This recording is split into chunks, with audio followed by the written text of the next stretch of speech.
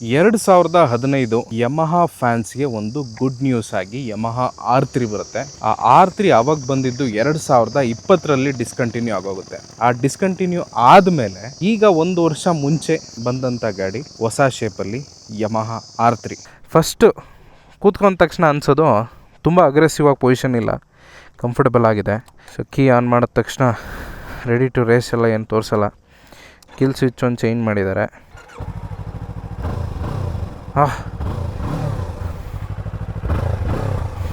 ಇವಾಗ ಏನಾಗಿದೆ ಅಂತಂದರೆ ಈ ಗಾಡಿ ಕಂಪ್ಲೀಟ್ಲಿ ಬಿಲ್ಟ್ ಯೂನಿಟ್ ಅಂತಂದರೆ CBU ಆಗಿದೆ. ಪೀಸ್ ಬೈ ಪೀಸ್ ಮಾಡಿ ಇಲ್ಲಿ ತಂದು ಅಸೆಂಬಲ್ ಮಾಡೋಣ, ಅದನ್ನು CKD ಅಂತ ಕರೀತಾರೆ. ಹೆಂಗಿದೆಯೋ ಹಂಗೆ ಗಾಡಿ ಅಲ್ಲಿಂದ ಇಲ್ಲಿಗೆ ಬರಬೇಕು. ಇಂಪೋರ್ಟ್ ಡ್ಯೂಟಿ ಜಾಸ್ತಿ ಇದೆ, ಅದಕ್ಕೋಸ್ಕರ ಪ್ರೈಸು ಕೂಡ ವೆಹಿಕಲ್ದು ಜಾಸ್ತಿ ಇದೆ, 300cc ಆದ್ರೂ.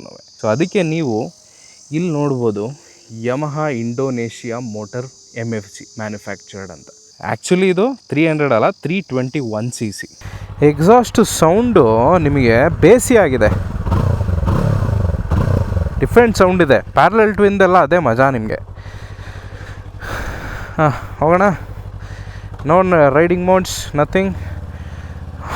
ಆರಾಮಾಗಿ ಟರ್ನಿಂಗ್ ರೇಡಿಯಸ್ ಸ್ವಲ್ಪ ಕಡಿಮೆ ಕಂಪೇರೇಬಲಿ.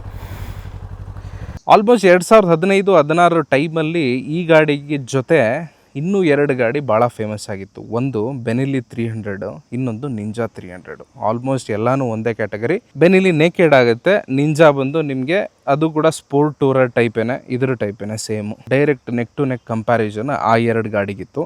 ಅದೇ ಟೈಮಲ್ಲಿ ನಾನು ಇದು 2 ಗಾಡಿಗಳು ನನ್ನ ಬಕೆಟ್ ಲಿಸ್ಟಲ್ಲಿ ಇದ್ರೂ ನಾನು ಬೆನಿಲಿನೇ ಸೌಂಡ್ಗೋಸ್ಕರ ಅಂತ ಚೂಸ್ ಮಾಡಿರ್ತೀನಿ ಆ ಟೈಮಲ್ಲಿ. ಸೊ ಅದೇ ನನ್ನ ಬೆನಿಲಿ ಸ್ಟೋರಿ, ನೀವು ನೋಡಿರ್ತೀರ ಆಲ್ರೆಡಿ ತುಂಬ ಜನ. ಫನ್ ಅನ್ನೋದು ಭಾಳ ಮ್ಯಾಟ್ರ್ ಆಗುತ್ತೆ ಒಂದು ಗಾಡಿನ ಓಡಿಸುವಾಗ. ಆ ಫನ್ ಎಲಿಮೆಂಟು ನಿಮಗೆ ಈ ಗಾಡೀಲಿ ಸಿಗುತ್ತೆ. ಫ್ರಂಟಿಂದ ನೋಡ್ತಾ ಇದ್ದರೆ ಕಂಪ್ಲೀಟ್ಲಿ ಡಿಸೈನ್ ಚೇಂಜ್ ಮಾಡಿದ್ದಾರೆ. ಇವ್ರದ್ದು ಬಿಗರ್ ಬೈಕ್ಸ್ ಏನಿದೆ ಯಮಹಾ R6 ನೋಡಿದ್ರು ನಿಮಗೆ ಫ್ರಂಟಿಂದ ಇದೇ ಥರನೇ, ಆಲ್ಮೋಸ್ಟ್ ಇದೇ ಥರನೇ ನಿಮಗೆ ಕಾಣುತ್ತೆ. ಸೊ ಅದೇ ಶೇಪ್ನ ಕ್ಯಾರಿ ಮಾಡಿದ್ದಾರೆ. ಮಧ್ಯದಲ್ಲಿ ರ್ಯಾಮ್ ಏರ್ ಇಂಟೇಕ್ ಥರ ಒಂದು ವಿಚಾರ ಕಾಣಿಸ್ತಾ ಇದೆ. ಯೂಶಲಿ ದೊಡ್ಡ ಗಾಡಿಗಳಲ್ಲಿ ಇದು ಫಂಕ್ಷನಿಂಗಲ್ಲಿ ಇರುತ್ತೆ, ಇದರಲ್ಲಿ ಇಲ್ಲ. ಯಾಕಂತಂದರೆ ಇಲ್ಲಿ ನೀವು ನೋಡಿದ್ರೆ ಬರೀ ಇದನ್ನ ಹೆಂಗೆ ರಿಡೈರೆಕ್ಟ್ ಮಾಡಿದ್ದಾರೆ ಅಂತಂದರೆ ಇಲ್ಲಿಂದ ಬಂದಿರೋ ಗಾಡಿ ರೇಡಿಯೇಟರ್ಗೆ ಹೊಡಿಬೇಕು, ಆ ಥರ ಡೈರೆಕ್ಷನ್ನ ಕೊಟ್ಟಿದ್ದಾರೆ. ಬಟ್ ರ್ಯಾಮ್ ಏರ್ ಇಂಟೇಕ್ ಥರ ಇದು ವರ್ಕ್ ಆಗೋದಿಲ್ಲ.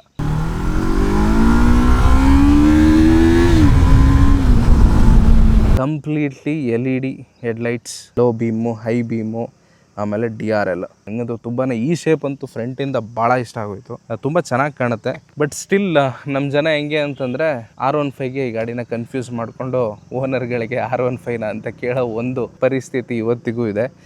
ನೋಡು, R15 ಬ್ಲೂ ಕಲರು, ಇದು ಬ್ಲೂ ಕಲರು, ಏನೋ ಡಿಫ್ರೆನ್ಸ್ ಕಾಣ್ತದಾ? ಇಲ್ಲ.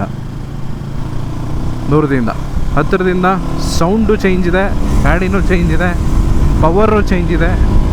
ಫೀಲ್ ಆಗುತ್ತಾ? 1000% ಫೀಲ್ ಆಗುತ್ತೆ ಪವರ್. ಇವತ್ತಿಗೆ ಈ ಗಾಡಿ ಕಾಂಪಿಟೇಷನ್ ಆಗಿ ಆ ಪ್ರೈಸ್ ಪಾಯಿಂಟ್ ಲೆಕ್ಕ ಹಾಕ್ತೀನಿ ಅಂತಂದರೆ 457 ಸಿಗುತ್ತೆ, RS 457. ಎಗೇನ್ ನಿಂಜಾ 300 ಕೂಡ ಇದೆ. So 2 option. ಬೆನಿಲಿ ಇವತ್ತಿಲ್ಲ. ನೀವು ಗಾಡಿ ತೊಗೊಳೋದಕ್ಕೆ ಯೋಚನೆ ಮಾಡಿದರೆ ಈ 3 ಗಾಡಿನೂ ಓಡಿಸಿ ಡಿಸೈಡ್ ಮಾಡ್ಬೋದು. ಫ್ರಂಟಲ್ಲಿ ಬಂದುಬಿಟ್ರೆ ನಿಮಗೆ 110 ಸೆಕ್ಷನ್ 17 ಇಂಚ್ ಟೈರ್ ಸಿಗ್ತಾ ಇದೆ. ಅದಾದಮೇಲೆ ಯಾವುದು ಕ್ಯಾಲಿಪರ್ ಅಂತ ಇವರು ಮೆನ್ಷನ್ ಮಾಡಿಲ್ಲ. ಸೊ ಡ್ಯುಯಲ್ ಪಿಸ್ಟನ್ ಕ್ಯಾಲಿಪರ್ ಫ್ರಂಟಲ್ಲಿ ನೀವು ನೋಡ್ತಾ ಇದ್ದೀರಾ. ಅದಾದಮೇಲೆ ABS ರಿಂಗ್ ಕೂಡ ಕಾಣಿಸ್ತಾ ಇದೆ ಇಲ್ಲಿ. ಮತ್ತು ಇನ್ನೊಂದು 37mm USD ಕೊಟ್ಟಿದ್ದಾರೆ. ಈ ಕ್ಯಾಟಗರಿಲಿ ನೀವು ನೋಡಿದ್ರೆ RS 457ಅಲ್ಲೆಲ್ಲ ನಿಮಗೆ 41mm ಕೊಡ್ತಾನೆ. ಇದರಲ್ಲಿ ಸ್ವಲ್ಪ ಚಿಕ್ಕದು ಅಂತ ನಿಮಗೆ ನೋಡೋದಕ್ಕೆ ಅನಿಸುತ್ತೆ.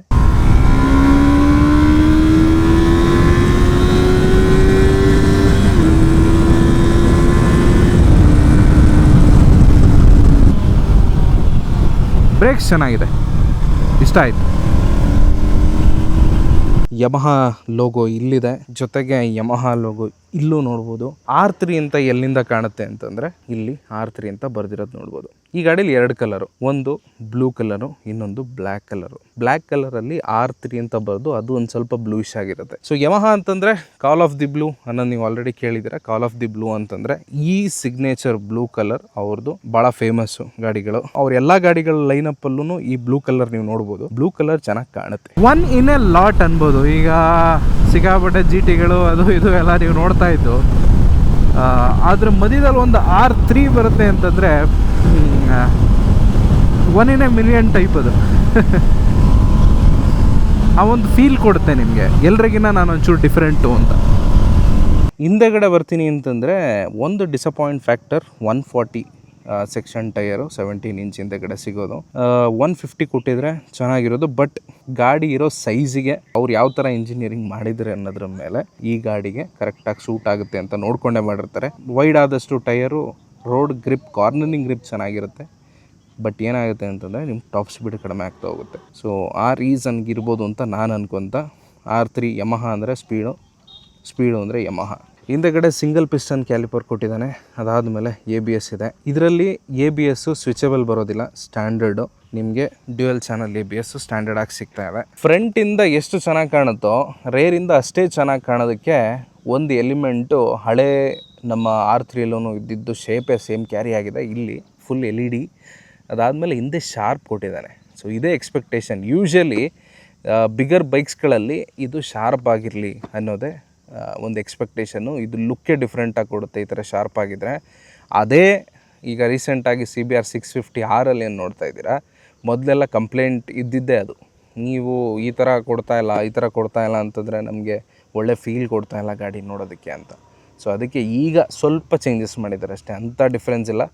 ಬಟ್ ಈ ಥರ ಇದ್ದರೆ ಭಾಳ ಚೆನ್ನಾಗಿ ಕಾಣುತ್ತೆ. ಸೊ ಟ್ಯಾಂಕ್ ಕೆಪಾಸಿಟಿ ಬಂದು ನಿಮಗೆ 13 ಲೀಟ್ರು ಇದರಲ್ಲಿ ಸಿಗುತ್ತೆ. ಅದಾದಮೇಲೆ ಮೈಲೇಜ್ ನೋಡ್ತೀನಿ ಅಂತಂದರೆ mileage still better, close to 30+ ಕೂಡ ನೀವು ತೆಗಿಬೋದು. ಹೈವೇಲಿ 32 ಅಲ್ಲಿವರೆಗೂ ಬರುತ್ತೆ. ಒಂದು ಸಿಟಿಲೆಲ್ಲ ಅಂತಂದರೆ ಒಂದು 25. ಸಿಟೀಸಲ್ಲಿ ಬಿಸಿ ಗಾಳಿ ಕಾಲಿಗೆ ಹೊಡೆಯುತ್ತೆ ಅಂತ ಕೇಳ್ಪಟ್ಟೆ. ಯಾಕಿರ್ಬೋದು ಅಂತ ನೋಡಿದಾಗ ಇಲ್ಲಿಂದ ನೀವು ನೋಡಿದ್ರೆ ಈ ಜಾಗ ಏನಿದೆ, ಏರ್ ವೆಂಟ್ಸ್ ಏನಿದೆ, ಸೊ ಏರ್ ವೆಂಟ್ಸು ಸೀದಾ ಕಾಲಿಗೆ ಡೈರೆಕ್ಟ್ ಆಗೋ ಥರ ಇಲ್ಲಿ ಕಾಣಿಸ್ತಾ ಇದೆ. ಸೊ ಅದಕ್ಕೋಸ್ಕರ ಇದು ಸಿಟಿ ಒಳಗಡೆ ಭಾಳ ನಿಮಗೆ ಹಿಂಸೆ ಕೊಡುತ್ತೆ. ಬಿಸಿ ಹೊಡೆಯೋದಂತೂ ಗ್ಯಾರಂಟಿ, ಏನೂ ಮಾಡೋಕ್ಕಾಗಲ್ಲ, ಡಿಸೈನ್ ಇರೋದು ಹಂಗೆ. ಸೊ ಹಿಂದೆಗಡೆ ಅಡ್ಜಸ್ಟಬಲ್ ಮೋನೋಶಾಕ್ ಸಸ್ಪೆನ್ಷನ್ ಇದೆ. ಎಲ್ಲನೂ ಸಿಲ್ವರ್ ಫಿನಿಷಲ್ಲೇ ಆಲ್ಮೋಸ್ಟ್ ಪ್ರೀಮಿಯಮ್ ಆಗಿ ಯೂಶಲಿ ಕಾಣುತ್ತೆ ಇದೆಲ್ಲ ಎಲ್ಲ ಎಲಿಮೆಂಟ್ಸ್ ಕೊಟ್ಟಾಗ. ಸೊ 6 ಸ್ಪೀಡ್ ಗೇರ್ ಬಾಕ್ಸು ಈ ಗಾಡೀಲಿ ಸಿಗೋದು. ಅದಾದಮೇಲೆ ಇನ್ನೊಂದು ನೋಟಿಸೇಬಲ್ ಚೇಂಜ್ ಅಂತಂದರೆ ಈ ಕ್ಲಿಪ್ ಆನ್ ಹ್ಯಾಂಡಲ್ ಬಾರು. ಈ ಡಿಸೈನ್ ಇದೆಯಲ್ಲ ತುಂಬಾ ಚೆನ್ನಾಗಿ ಕಾಣುತ್ತೆ. ಗಾಡಿ ಓಡಿಸುವಾಗಲಿ ನೋಡೋರ್ಗಾಗಲಿ ಭಾಳ ಚೆನ್ನಾಗಿ ಕಾಣುತ್ತೆ. ಇಂಟಿಗ್ರೇಟೆಡ್ 3 ಕಿಲ್ ಸ್ವಿಚ್ಚು, ಅದಾದಮೇಲೆ ಸೆಲ್ಫ್ ಸ್ಟಾರ್ಟು ಇಲ್ಲೇ ಸಿಗ್ತಾಯಿದೆ. ಆಮೇಲೆ ಇನ್ಯಾವುದು ನ್ಯಾವಿಗೇಷನ್ಗೋಸ್ಕರ ಬಟನ್ ಏನಿಲ್ಲ. ಯಾಕಿಲ್ಲ ಅಂತಂದರೆ ಇಲ್ಲಿ ಎಲೆಕ್ಟ್ರಾನಿಕ್ಸ್ ಏನೂ ಇಲ್ಲ. ಏನೇ ಇದ್ದರೂ ಹಳೆ ಮೆಥಡು. ನಿಮಗೆ ಇಲ್ಲಿ 2ರಲ್ಲಿ ಟ್ರಿಪ್ಪು, ಆಮೇಲೆ ರೀಸೆಟ್ಟು. ಸೊ ಇಲ್ಲಿಂದ ನೀವು ನೋಡ್ಕೋಬೋದು. LCD ಡಿಸ್ಪ್ಲೇ ಇದು, TFT ಡಿಸ್ಪ್ಲೇ ಬರಲ್ಲ ಇದರಲ್ಲಿ. So gear position indicator, RPM, speed, odo trip meter, fuel gauge. Major missing ಅಂತಂದರೆ ಟ್ರಾಕ್ಷನ್ ಕಂಟ್ರೋಲ್ ಈ ಗಾಡೀಲಿ ಇದ್ದರೆ ಚೆನ್ನಾಗಿರೋದು. ಅದು ಸ್ವಿಚಬಲ್ ಕೊಟ್ಟಿದ್ದರೆ, ABS ಅಟ್ಲೀಸ್ಟ್ ಸ್ವಿಚಬಲ್ ಕೊಟ್ಟಿದ್ದರೆ ಟ್ರ್ಯಾಕಿಗೆ ಚೆನ್ನಾಗಿರೋದು.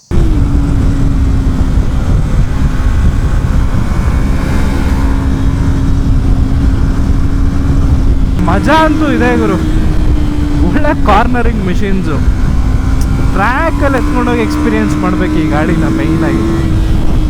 ಬಟ್ ನಮ್ಮ ಪರ್ಸ್ನಾಲಿಟಿಗೆ ಸ್ವಲ್ಪ ತುಂಬಾ ಚಿಕ್ಕದಾಗಿ ಕಾಣಿಸ್ತೈತೆ ಗಾಡಿ. ಬಟ್ ಎಕ್ಸ್ಪೆಕ್ಟೇಷನ್ ಇನ್ನೂ ಜಾಸ್ತಿ ಇದೆ. ಅದಕ್ಕೋಸ್ಕರನೇ ಈ ಗಾಡಿ ತುಂಬ ಜನ ತಗೊಂಡೇ ಇರೋದಕ್ಕೆ ರೀಸನ್ನೇ ಇದು. ಯಾಕಂತಂದರೆ ಕಾಂಪಿಟೇಟರ್ಗಳಲ್ಲಿ ಆಲ್ಮೋಸ್ಟ್ ಎಲ್ಲ ಗಾಡಿಗಳಲ್ಲೂ 5-10 ಇಯರ್ಸ್ ಮುಂದೆ ಹೊರಟೋಗಿರೋ ಥರ ಕಾಣುತ್ತೆ. ಇದಿನ್ನೂ ಹಿಂದೆನೇ ಉಳ್ಕೊಂಡಿರೋ ಥರ ಕಾಣುತ್ತೆ. ಸೊ ಅದಕ್ಕೋಸ್ಕರ ಅಷ್ಟೇ. ಬಟ್ ಪ್ರಾಕ್ಟಿಕಲಿ ಯೋಚನೆ ಮಾಡ್ತೀನಿ ಅಂತಂದರೆ ನಿಮಗೆ ಆ ಫೀಚರ್ಸ್ಗಳೆಲ್ಲ ಎಲ್ಲಿ ಹೆಲ್ಪ್ ಆಗುತ್ತೆ ಅನ್ನೋದನ್ನು ನಾವು ನೋಡಬೇಕು. ಇನ್ನೂ ಏನೋ ಬೇಕು ಮಿಸ್ಸಿಂಗ್, ಅದು ಈ ಗಾಡಿಗೆ ಬೇಕು. ಸ್ವಲ್ಪ ಬಲ್ಕಿನೆಸ್ ಬೇಕು, ಜೊತೆಗೆ ಎಲೆಕ್ಟ್ರಾನಿಕಲಿ ಅಡ್ವಾನ್ಸ್ ಆಗಬೇಕು.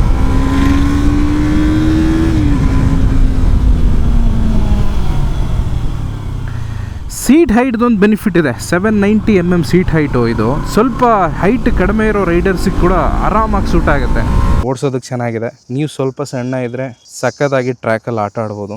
ರೇಸ್ ಟ್ರ್ಯಾಕಿಗೆ ಒಳ್ಳೆ ಮಿಷಿನ್ನು, ಜೊತೆಗೆ ನೀವು ಇದರಲ್ಲಿ ಕಂಫರ್ಟಬಲ್ ಕ್ರೂಸಿಂಗ್ ಮಾಡ್ಬೋದು. ಯಾಕಂತಂದರೆ ಸ್ಪೋರ್ಟ್ ಟೂರರ್ ಕ್ಯಾಟಗರಿಗೆ ಈ ಗಾಡಿ ಬರುತ್ತೆ. ಇದು ಪ್ಲಸ್ ನಿಂಜಾ 2 ಆರಾಮಾಗಿ ನೀವು ಇದರಲ್ಲಿ ಟೂರಿಂಗ್ ಕೂಡ ಮಾಡ್ಬೋದು. ಅಂದರೆ ಕಂಫರ್ಟಬಲ್ ಆಗಿ ಮಾಡ್ಬೋದು. ಮಲ್ಟಿಪರ್ಪಸ್ ಆಗಿ ಸ್ವಲ್ಪ ವರ್ಕ್ ಆಗುತ್ತೆ, ಕಂಫರ್ಟಬಲ್ ಆಗಿರುತ್ತೆ. ನಿಮ್ಮ ಮೈಕೈ ನೋವು ಬರೋಲ್ಲ, ಅಷ್ಟು ಈಸಿಯಾಗಿ ನೋವು ಬರೋಲ್ಲ. ನೋವು ಬರೋದೇ ಇಲ್ಲ ಅಂತ ನಾನು ಹೇಳಲ್ಲ, ಅಷ್ಟು ಈಸಿಯಾಗಿ ಈ ಗಾಡೀಲಿ ನೋವು ಬರೋಲ್ಲ. ಇನ್ನೊಂದು ವಿಚಾರ ಏನಕ್ಕೆ ಇಷ್ಟ ಆಗುತ್ತೆ ಈ ಗಾಡಿ ಅಂತಂದರೆ ಪ್ಯಾರಲಲ್ ಟ್ವಿನ್ನು, ಸಿಂಗಲ್ ಸಿಲಿಂಡರ್ ಅಲ್ಲ. ಸಿಂಗಲ್ ಸಿಲಿಂಡರಲ್ಲಿ ಯೂಶ್ವಲಿ ನೀವು ಗಾಡಿ ಇಂಜಿನ್ನ ಸ್ಟ್ರೆಸ್ ಮಾಡ್ಬೋದು, ಸ್ಟ್ರೆಸ್ ತಗೊಬಿಡುತ್ತೆ ಬೇಗ. ಇಲ್ಲಿ ನೋಡ್ತಾ ಇದ್ದೀರಾ 321cc ಪ್ಯಾರಲಲ್ ಟ್ವಿನ್. ಇದು twin cylinder engine.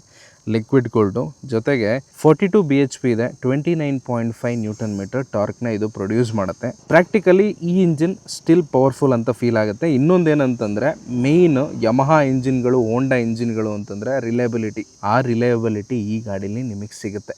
Super powerful ಅಂತ ನಿಜವಾಗ್ಲೂ ಅನ್ನಿಸ್ತಾ ಇಲ್ಲ ಈ ಗಾಡಿ. ಯಾಕಂದರೆ ಸ್ವಲ್ಪ ದೊಡ್ಡ ದೊಡ್ಡ ಬೈಕ್ ಆಲ್ರೆಡಿ ನಾವು ಓಡಿಸ್ಬಿಟ್ಟಿದ್ದೀವಲ್ಲ, ಫೀಲ್ ಅಷ್ಟು ಕೊಡಲ್ಲ ಬೇಗನೆ. ಬಟ್ ಸ್ಟಿಲ್ 300cc ಕರೆಕ್ಟ್ ಇದೆ, ಪ್ರೈಸಿಗೆ ಸ್ವಲ್ಪ ಪವರ್ ಕಡಿಮೆ ಇದೆ. ಸೊ ಎಕ್ಸಾಸ್ಟು ನೀವು ಕೂಡ ಹಳೆ ಗಾಡೀಲಿ ಹೆಂಗಿತ್ತು ಅದೇ ಶಾರ್ಟ್ ಕ್ಯಾನ್ ಟೈಪ್ ಕಾಣುತ್ತೆ. ಆ ಎಕ್ಸಾಸ್ಟ್ ನೋಟ್ ಕೂಡ ಪ್ಯಾರಲಲ್ ಟ್ವಿನ್ ಅಲ್ವಾ, ತುಂಬ ಚೆನ್ನಾಗಿ ಕೇಳುತ್ತೆ ಇದು ಆ್ಯಕ್ಚುಲಿ. ಇನ್ನೊಂದು ತಿಳ್ಕೊಬೇಕು, ಪ್ಯಾರಲಲ್ ಟ್ವಿನ್ ಆಗಿರೋದ್ರಿಂದ ಗಾಡಿ ಏನಾಗುತ್ತೆ ಅಂತಂದರೆ ನಿಮಗೆ ಇನಿಷಿಯಲ್ ಕಡಿಮೆ ಇರ್ತದೆ, ಟಾಪ್ ಎಂಡ್ ಚೆನ್ನಾಗಿರುತ್ತೆ ಈ ಗಾಡೀಲಿ. ಒಂದೇ ಸತಿ ಕಂಪ್ಲೀಟ್ ಪವರ್ ಎಕ್ಸ್ಟ್ರಾಕ್ಷನ್ನು ನಿಮಗೆ ಆಗ್ಬಿಡಲ್ಲ ಇದರಲ್ಲಿ. ಒಂದು ಸಿಂಗಲ್ ಸಿಲಿಂಡರಲ್ಲಿ ನಿಮ್ಗೆ ಏನಾಗುತ್ತೆ, ಕಂಪ್ಲೀಟ್ ಎಕ್ಸ್ಟ್ರಾಕ್ಷನ್ ಒಂದೇ ಸಲ. ಆ ಪವರ್ ಎಕ್ಸ್ಟ್ರಾಕ್ಷನ್ಗೆ 2 ಸಿಲಿಂಡರ್ ಕೆಲಸ ಮಾಡ್ತಾ ಇರೋದ್ರಿಂದ ಸ್ವಲ್ಪ ಟೈಮ್ ತೊಗೊಳುತ್ತೆ ಈ ಗಾಡೀಲಿ, ಪ್ಯಾರಲಲ್ ಟ್ವಿನ್ ಆಗಿರೋದ್ರಲ್ಲಿ. ಸೊ ಇನಿಷಿಯಲ್ ಅಷ್ಟು ಗ್ರೇಟ್ ಆಗಿರಲ್ಲ, ಬಟ್ ಟಾಪ್ ಎಂಡ್ ಚೆನ್ನಾಗಿರುತ್ತೆ ಈ ಗಾಡಿಗಳಲ್ಲಿ. ಹಳೆ R3ಗಿನ್ನ ಈ ಗಾಡಿ ಏನು ಚೇಂಜಸ್ ಇದೆ ಅಂತಂದರೆ ಫ್ರಂಟ್ ಲುಕ್ಸು, ಸೈಡ್ ಫೇರಿಂಗು. ಸರಿ, ಮೇಯ್ನ್ ಇದರಲ್ಲಿ ಜನ ಇದುವರೆಗೂ ಜಾಸ್ತಿ ತಗೊಳ್ಳದೇ ಇರೋದಕ್ಕೆ ರೀಸನ್ನು ಅಂತಂದರೆ ಆಲ್ರೆಡಿ ಒಂದು ರೀಸನ್ ನಾನು ನಿಮ್ಗೆ ಹೇಳಿದ್ದೀನಿ. ಗಾಡಿಗಳು ಎಲೆಕ್ಟ್ರಾನಿಕ್ಸ್ ಇಲ್ಲ, ಎಲೆಕ್ಟ್ರಾನಿಕ್ಸ್ ಮಿಸ್ಸಿಂಗ್ ಇದೆ. ಪವರು ಬೇರೆ ಗಾಡಿಗಳಿಗೆ ಕಂಪೇರ್ ಮಾಡಿದ್ರೆ ಈ ಪ್ರೈಸಲ್ಲಿ ಬರೋದಕ್ಕೆ ಸ್ವಲ್ಪ ಕಡಿಮೆ ಇದೆ. ಅದ್ರ ಜೊತೆಗೆ ಪ್ರೈಸಿಂಗು ಆ 300cc ಭಾಳ ಜಾಸ್ತಿ ಆಯಿತು ಅನ್ನೋದೊಂದು ಕಮೆಂಟು. CBU ನಾನು ಆಲ್ರೆಡಿ ಹೇಳಿದೆ, ಪ್ರೈಸಿಂಗ್ ಜಾಸ್ತಿ ಆಗಲೇಬೇಕು, ಏನೂ ಮಾಡೋದಕ್ಕಾಗಲ್ಲ. ಈ ಗಾಡಿ ಪ್ರೈಸು ಈಗ ಸದ್ಯಕ್ಕೆ ಕಡಿಮೆ ಆಗಿದೆ. ಯಾಕಂತಂದರೆ ಈಗ 300cc 350cc ಒಳಗಡೆ ಇರೋ ಬೈಕ್ಗಳಿಗೆಲ್ಲ ಪ್ರೈಸಿಂಗ್ ಕಡಿಮೆ ಆಯ್ತಲ್ಲ GSTಯಿಂದ. ಅದರಿಂದ ಇದು ಕಡಿಮೆ ಆಗಿ 4,80,000ಗೆ 80,000 ಚೇಂಜ್ ಈ ಗಾಡಿ ನಿಮಗೆ ಸಿಗ್ತಾ ಇದೆ. ಇದು ಮೈಸೂರಲ್ಲೇ ತೊಗೊಂಡಿದ್ದಾರೆ ಶೋರೂಮಲ್ಲಿ. ಸೊ 1-2-3 ಮಂತ್ಸ್ ವೇಟಿಂಗ್ ಪೀರಿಯಡ್ ಇದೆ ಅಂತೆ, ಅಷ್ಟಕ್ಕೆ ಸಿಗ್ತಾ ಇದೆ. ಮೊದಲು ಇದ್ರ ಪ್ರೈಸ್ ಅಂತಂದರೆ ಎಕ್ಸ್ ಶೋರೂಮೇ ಆಲ್ಮೋಸ್ಟ್ 495 ಇತ್ತು, 5-5.5 ಮೇಲೆ ದಾಟ್ಬಿಡ್ತಾ ಇತ್ತು ಪ್ರೈಸ್ ಅವಾಗ. ಸೊ ಅದು ತುಂಬ ವರ್ತ್ಲೆಸ್ ಅಂತ ಅವಾಗ ಅನ್ನಿಸ್ತಾ ಇತ್ತು. ಬಟ್ ಅಟ್ಲೀಸ್ಟ್ ಇವಾಗ 480, ಆಲ್ಮೋಸ್ಟ್ ನೀವು 390 ತೊಗೋತೀನಿ, ಬೇರೆ ಗಾಡಿಗಳು ತೊಗೋತೀನಿ ಅಂತಂದರೆ 5 lakhs ಕ್ಯಾಪಲ್ಲೇ ಇರುತ್ತೆ. 480 is still a good price ಅಂತ ನನಗೆ ಅನ್ನಿಸ್ತು ಈ ಗಾಡಿಗೆ. ಬಟ್ ಇಂಪ್ರೂವ್ಮೆಂಟ್ಸ್ ಬೇಕು ಯಮಹಾ ಕಡೆಯಿಂದ. ಆಗಲಿಲ್ಲ ಅಂತಂದರೆ ನಿಮ್ಮ ಗಾಡಿಗಳು ಸೇಲ್ ಆಗಲ್ಲ, ಅದು ನಿಮಗೆ ಗೊತ್ತಾಗ್ತಾ ಇದೆ. ಗೊತ್ತಿರೋದಕ್ಕೆ ನೀವು ಈ ಗಾಡಿಗಳನ್ನ ಇಂಪೋರ್ಟ್ ಮಾಡ್ತಾ ಇದ್ದೀರಾ. ಸರ್ವಿಸ್ ಎಲ್ಲ ಒಂದು 5,000 ರೂಪಾಯಿ ತನಕನೂ ಬರುತ್ತಂತೆ. ಇದು ಮೇಂಟೆನೆನ್ಸ್ ವೈಸು 2.5 ಲೀಟ್ರ್ ಆಯಿಲ್ ಹಾಕ್ತಾರೆ ಸಿಂಥೆಟಿಕ್ಕು ಅಂತಂದರು. ಸ್ಟಿಲ್ R3 ಅಥವಾ ಯಮಹಾ ಗಾಡಿಗಳಿಗೆ ಸಿಕ್ಕಾಪಟ್ಟೆ ಫ್ಯಾನ್ಸ್ ಇದ್ದೀರಾ ಅಂತ ನನಗೆ ಚೆನ್ನಾಗಿ ಗೊತ್ತು. R3 ವಿಡಿಯೋ ಹೇಗಿತ್ತು, R3 ವಿಡಿಯೋ ಹೊಸ ಶೇಪ್ ಹೆಂಗೆ ಅನ್ನಿಸ್ತಾ ಇದೆ, ನಿಮಗೆ ಇಷ್ಟ ಆಗ್ತಾ ಇದೆಯಾ ಇಲ್ವಾ, ಅದನ್ನು ನೀವು ನನಗೆ ಕಮೆಂಟಲ್ಲಿ ತಿಳಿಸಿ. ನನಗಂತೂ ನೋಡೋದಕ್ಕೆ ಭಾಳ ಇಷ್ಟ ಆಯಿತು. ಏನು ಮಿಸ್ಸಿಂಗ್ ಅಂತ ನಾನು ಆಲ್ರೆಡಿ ವೀಡಿಯೋದಲ್ಲಿ ನಿಮ್ಗೆ ಹೇಳಿದ್ದೀನಿ. ಅದೊಂದು ಅವರು ಕರೆಕ್ಟ್ ಮಾಡಿಬಿಟ್ರೆ 4,80,000 ವರ್ತ್ ಫಾರ್ ದಿಸ್ ಬೈಕ್ ಅಂತ ನನಗನ್ಸುತ್ತೆ. ಸೊ ಅಲ್ಲಿಗೆ ಈ ವಿಡಿಯೋನ ನಾನು ಮುಗಿಸ್ತಾ ಇದ್ದೀನಿ. ನಿಮಗೇನು ಅನ್ನಿಸ್ತು, ನಾನೇನಾದರೂ ಪಾಯಿಂಟ್ಸ್ ಮಿಸ್ ಮಾಡಿದರೆ ಅದನ್ನು ಖಂಡಿತ ಮೆನ್ಷನ್ ಮಾಡಿ. ಮುಂದಿನ ವೀಡಿಯೋದಲ್ಲಿ ಆದಷ್ಟು ಬೇಗ ಸಿಗೋಣ.